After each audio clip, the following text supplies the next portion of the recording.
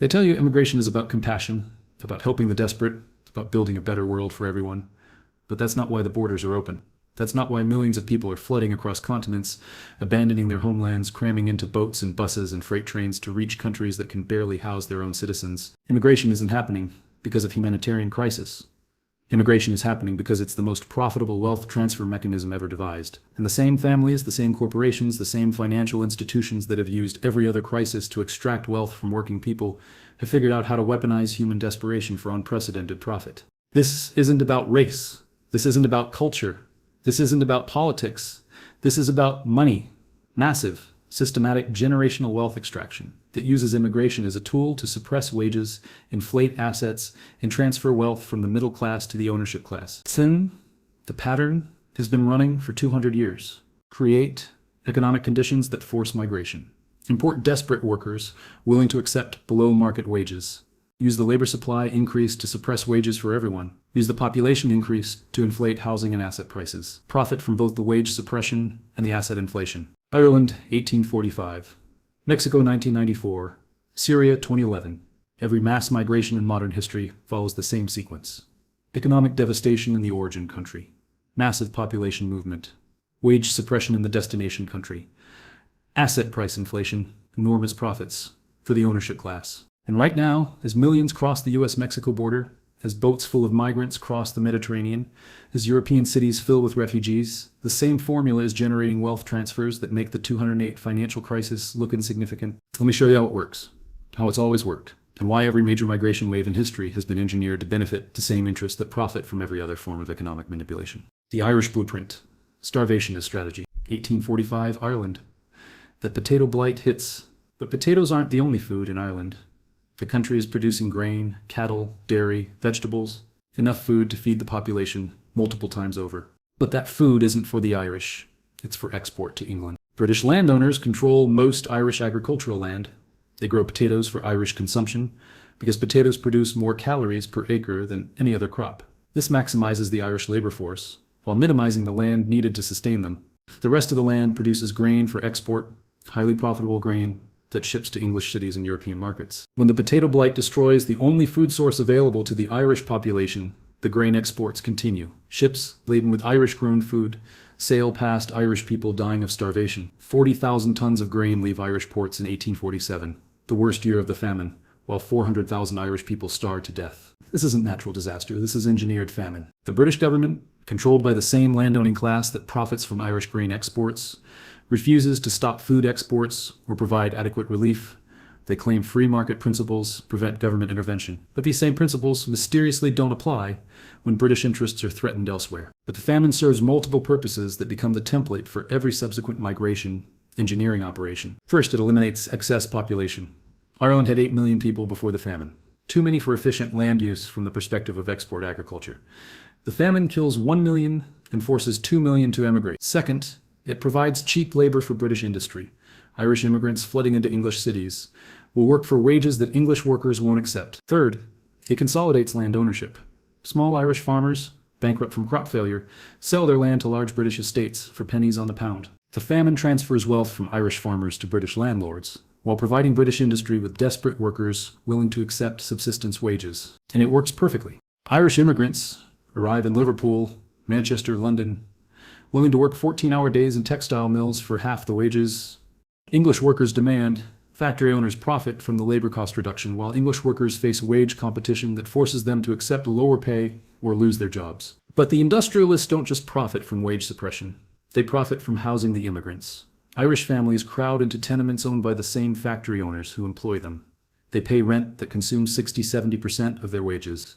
The factory owners profit from their labor and their desperation for shelter. Meanwhile, the food exports that created the famine continue generating profits for the landowners who engineered it. This is the immigration weapon at its most primitive. Create conditions that force migration, import desperate workers, suppress wages, inflate housing costs, profit from both labor exploitation and housing scarcity. The pattern is now established, and it will be repeated with increasing sophistication for the next 180 years. The industrial acceleration, Europe to America. By 1880, American industrialists have learned from the Irish model. They need workers for steel mills, railroads, factories, but American workers are demanding higher wages. better conditions, shorter hours. The solution is immigration, but not random immigration. Engineered immigration. American corporations fund immigration societies in Europe. These organizations provide information about American opportunities, assist with travel arrangements, and sometimes pay transportation costs. But they're not humanitarian organizations. They're corporate recruiting agencies. The recruitment materials paint America as a land of unlimited opportunity while carefully omitting information about working conditions, wage levels, and housing costs. They show images of prosperous American workers while failing to mention that those workers achieved prosperity before immigrant competition drove wages down. But they don't recruit randomly. They target specific populations facing specific crises. German agricultural workers displaced by modernization, Italian peasants facing economic upheaval from unification, Eastern European Jews fleeing pogroms, Scandinavian farmers hit by crop failures. Each group is recruited for specific industries. Germans for brewing and manufacturing because of their technical skills, Italians for construction and mining because of their willingness to do dangerous work. Eastern Europeans for garment factories because of their experience with textiles. The recruitment is coordinated with industrial expansion. Steel companies fund German immigration societies when they're building new mills. Railroad companies recruit Scandinavian workers for track construction. Textile companies import Eastern European families for factory work. Between 1880 and 1920, 23 million immigrants arrive in the United States. Not through random migration, but through coordinated recruitment by American corporations needing cheap labor. The results are exactly what the industrialists intended. Wages stagnate. Despite massive economic growth, American workers who are demanding 8-hour days and higher pay find themselves competing with immigrants willing to work 12-hour shifts for subsistence wages. But here's the key innovation that makes this more profitable than the Irish model. The immigrants aren't just providing cheap labor, they're creating housing demand that inflates property values for existing landowners. American cities explode in population. New York grows from 1.2 million to 5.6 million between 1880 and 1920. Chicago grows from 500,000 to 2.7 million. Detroit grows from 116,000 to housing prices skyrocket. Rent consumes larger percentages of worker income. But the landlords profiting from housing scarcity are often the same industrialists benefiting from wage suppression. Andrew Carnegie owns steel mills, employing immigrant workers at low wages. He also owns tenements housing those same workers at high rents. He profits from both sides of their economic desperation. The Rockefeller family profits from immigrant labor in their oil refineries, while owning real estate that appreciates due to immigrant population growth. This is the formula perfected. Use immigration to suppress labor costs, while inflating asset prices. Profit from both the cost savings and the asset appreciation. And the beauty of the system is that native workers blame immigrants for their economic problems, instead of blaming the industrialists who engineered the competition. The immigrants become scapegoats, while the actual beneficiaries remain invisible. NAFTA and the Mexican acceleration. 1994, the North American Free Trade Agreement takes effect. Sold to the American public as a deal that will increase exports and create jobs. Sold to the Mexican public as an agreement that will modernize their economy and reduce immigration pressure. Both promises are lies. NAFTA is designed to do the opposite. Destroy Mexican agriculture, create massive unemployment, and force millions of Mexicans to migrate north as cheap labor for American corporations. Here's how it works. Step by calculated step. NAFTA eliminates tariffs on agricultural products between the United States and Mexico. This means Mexican farmers who grow corn on small plots using traditional methods must compete with American agribusiness producing corn with industrial machinery and government subsidies. The competition isn't even close. American corn costs 3.40 per bushel to produce. Mexican corn costs 8.20 per bushel. When trade barriers disappear, American corn floods Mexican markets at prices no Mexican farmer can match. Within 10 years, 2 million Mexican farmers are bankrupted. They can't sell their corn for enough to cover production costs. They lose their land, their livelihood, their communities. But NAFTA doesn't stop with agriculture. It also allows American corporations to build manufacturing plants in Mexico using Mexican workers at Mexican wages, then export the products duty-free to American markets. This devastates American manufacturing, while providing only temporary employment for Mexican workers. The factories pay wages that are high by Mexican standards but low by American standards, and they can relocate to even cheaper countries when Mexican wages rise. So NAFTA destroys both Mexican agriculture and American manufacturing while creating a pool of displaced workers in both countries. The displaced Mexican farmers have three options: starve, work in American-owned factories for subsistence wages, or migrate north to find better paying work. Millions choose migration. Between 1994 and 2008, an estimated 6 million Mexicans migrate to the United States, the largest migration wave in American history. And it's entirely predictable. because it's entirely engineered. The same corporations that lobbied for NAFTA benefit from the migration it creates. Tyson Foods, Conagra, and other agribusiness companies lobbied for NAFTA, knowing it would bankrupt Mexican farmers and create a labor supply for their American operations. These companies now employ hundreds of thousands of Mexican immigrants in meatpacking plants, processing facilities, and agricultural operations. The wages they pay are higher than what workers earned in rural Mexico, but lower than what they paid American workers before the immigration wave. Construction companies like KB Home and Lennar lobbied for NAFTA and now employ Mexican immigrants in residential construction at wages 30–40% below what American construction workers earned in 1990. But the corporations don't just profit from wage suppression, they profit from the population growth that immigration creates. Those same construction companies building houses with immigrant labor are selling those houses at inflated prices, driven by population growth from immigration. Those same retail corporations paying low wages to immigrant workers are serving immigrant customers whose presence increases demand for retail space and drives up commercial real estate prices. The immigration creates both cost savings and revenue increases for the corporations that engineered it. Meanwhile, American workers see their wages stagnate or decline, while housing costs increase due to population pressure. Mexican workers see their traditional economy destroyed while becoming dependent on American employment. Both populations suffer, the corporations profit. The Syrian strategy, war as migration driver. 2011, Syria, protests begin against the Assad government. Within months, the protests become a civil war that will last over a decade and displace half the country's population. But this isn't a spontaneous uprising. This is an engineered conflict designed to create refugee flows that serve specific economic and political purposes. The Syrian conflict involves the United States, Russia, Iran, Turkey, Saudi Arabia, Israel, and multiple proxy groups. Each faction has interests that require prolonged instability rather than quick resolution. For American and European corporations, Syrian refugees provide the same function Mexican immigrants provided after NAFTA. A desperate labor force willing to work for below-market wages. But the Syrian model represents an evolution of the immigration weapon.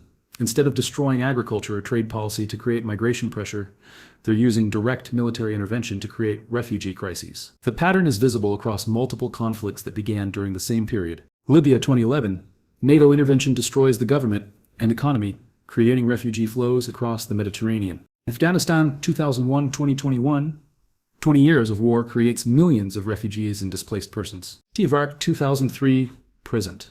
American invasion and occupation creates ongoing instability in refugee populations. Yemen 2015, present.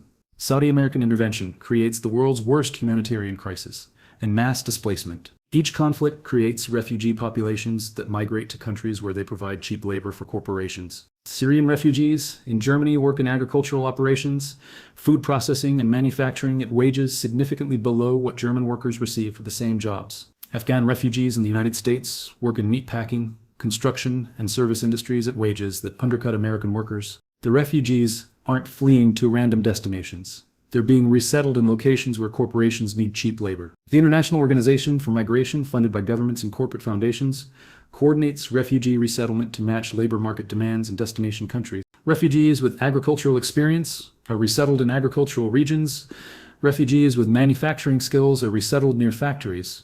The resettlement pattern follows corporate labor demands, not humanitarian need. War becomes just another tool for engineering profitable migration. The current Operation Border Crisis as business model. 2021-2024, the U.S.-Mexico border. An estimated 8 million people cross illegally during the Biden administration, the largest migration wave in American history. But this isn't happening because of sudden changes in Latin American countries. This is happening because American policies have intentionally created the conditions for mass migration. The process begins years before the migrants reach the border. American foreign policy destabilizes Central and South American economies through sanctions, trade policies, and political interventions. These create economic displacement that forces people to consider migration. American immigration policies signal that successful border crossing will result in work permits, government benefits, and eventual path to citizenship. This creates incentive for migration. American corporations coordinate to ensure transportation networks exist to move migrants from origin countries to the U.S. border. Airlines, bus companies, and smuggling networks receive financial support that makes migration logistically feasible. The result is millions of people arriving at the border with exactly the skills needed by American corporations facing labor shortages. Agricultural companies in California need workers for harvest seasons. Construction companies nationwide need workers for infrastructure projects. Service industries need workers willing to accept wages that Americans won't accept. The migrants provide this labor at wages 40–50% below what American workers were earning for the same jobs in 2019. But the wage suppression is only part of the profit equation. The migration creates housing demand that drives up real estate prices across the country. Cities receiving large migrant populations see immediate increases in housing costs that benefit property owners, while impacting renters. The same investment firms that own rental properties lobby for policies that increase immigration because they profit from the resulting housing scarcity. The same construction companies that employ immigrant labor build housing for immigrant populations, profiting from both wage savings and construction demand. Every aspect of the migration creates revenue streams for corporate interests, while creating cost pressures for working families. American workers face wage competition that forces them to accept lower pay or lose employment. American renters face housing cost increases that consume larger portions of their income. The migration transfers wealth from American workers to corporate owners, while providing those owners with a political narrative that prevents opposition. Anyone opposing immigration policies is labeled racist. Anyone pointing out wage impacts is called xenophobic. Anyone questioning the costs is accused of lacking compassion. The moral framing makes economic critique impossible. While the wealth extraction continues, the digital coordination. The current operation represents a technological advancement that previous immigration waves lacked. Digital coordination. Migrants receive smartphones and applications that provide real-time information about border crossing points, transportation options, legal assistance, and employment opportunities. The applications are funded by non-profit organizations that receive money from corporate foundations, whose donors benefit from immigration. The same corporations profiting from wage suppression fund the technology that facilitates the migration, creating the wage suppression. Social media platforms amplify success stories of migrants who successfully crossed and found employment, creating incentive for others to attempt the journey. The platforms suppress information about the negative impacts of migration on destination communities, ensuring that only positive messaging reaches potential migrants. This creates a feedback loop where successful migration generates more migration, creating continuously increasing labor supply that prevents wages from rising even in tight labor markets. The digital coordination also allows for precision targeting. Migrants with agricultural skills are directed to agricultural regions. Migrants with construction experience are directed to cities with construction labor shortages. The migration becomes optimized for corporate labor demands rather than random population movement, and the technology creates data about migrant populations that allows corporations to plan labor strategies years in advance. They know how many workers are coming, what skills they have, and where they'll be located. This allows for precise wage and benefit calculations that maximize profit from immigration. The immigration weapon has been upgraded from a blunt instrument that created general labor supply increases to a precision tool that delivers specific workers to specific locations at specific times. Who benefits? The modern network. The corporations profiting from current immigration policies are the same entities that have used every previous crisis to extract wealth from working people. BlackRock, which manages $10 trillion in assets, lobbies for immigration policies while owning residential real estate that appreciates due to population growth from immigration. Amazon employs hundreds of thousands of immigrants in fulfillment centers and delivery operations at wages that undercut traditional logistics workers, while serving immigrant populations whose purchasing power justifies warehouse expansion. Major construction companies like Lennar and KB Home employ immigrant labor while building housing for immigrant populations, profiting from both labor cost savings and housing demand increases. Agricultural corporations like Tyson Foods, JBS, and Cargill employ immigrant labor in meat processing and farming operations, while lobbying for policies that maintain immigration flows. Technology companies like Apple, Google, and Microsoft lobby for skilled immigration that suppresses wages for American engineers, while serving immigrant populations whose presence justifies tech infrastructure expansion. The hospitality industry employs immigrants in hotels, restaurants, and service positions at wages below what American workers will accept, while serving immigrant populations whose presence increases demand for hospitality services. Each industry profits from both wage suppression and demand increases created by immigration. But the most sophisticated players profit from immigration indirectly through financial markets. Investment firms own shares in companies that benefit from immigration, while owning real estate that appreciates due to immigration-driven population growth. They profit from both the corporate cost savings and the asset price inflation that immigration creates. Private equity firms buy companies, reduce labor costs through immigrant employment, and sell them for higher valuations based on improved profit margins. The immigration creates wealth for financial markets while creating economic pressure for working families. The self-perpetuating cycle. Immigration creates economic conditions that require more immigration. When wages are suppressed through immigrant labor competition, American workers can't afford to have children. Birth rates decline below replacement level. Declining birth rates create labor shortages that justify more immigration. When housing costs increase due to immigration-driven population growth, young Americans delay family formation. This reduces birth rates further. Lower birth rates create demographic arguments for immigration to maintain economic growth. When communities are transformed by immigration, social cohesion declines and civic institutions weaken. This reduces political resistance to further immigration. Weakened political resistance allows for expanded immigration policies that create more migration. The immigration creates the conditions that justify more immigration, creating a cycle that benefits the ownership class, while continuously undermining the position of working families. And the cycle operates across multiple generations. First-generation immigrants work for below-market wages while living in overcrowded housing. Second-generation immigrants achieve slightly higher wages, but face competition from new immigrant waves that prevent significant advancement. Third-generation immigrants become politically active in supporting immigration policies because they believe immigration benefits them, not realizing it's primarily benefiting the corporate class. Each generation supports the system that exploited the previous generation because they see only their relative advancement, not the absolute wealth extraction flowing to ownership interests. The integration myth. The current immigration operation is sold as a temporary crisis requiring temporary solutions. But the evidence suggests it's a permanent system designed to create continuous immigration flows. Integration programs are designed to create dependency rather than self-sufficiency. Immigrants receive government benefits that require continued legal status to maintain. This creates political incentive to support policies that expand immigration. Immigrants receive job training that qualifies them for industries dependent on immigrant labor. This ensures they remain economically dependent on the immigration system. The integration process embeds immigrants in systems that require continued immigration to function, making immigration reduction politically and economically difficult. By the time previous immigrant waves achieve wage parity with American workers, new immigrant waves arrive to restart the wage suppression cycle. This prevents the immigration from ever creating the economic advancement that's promised, while ensuring corporations maintain access to below-market labor. The immigration weapon becomes a permanent feature of the economy rather than a temporary response to specific crises.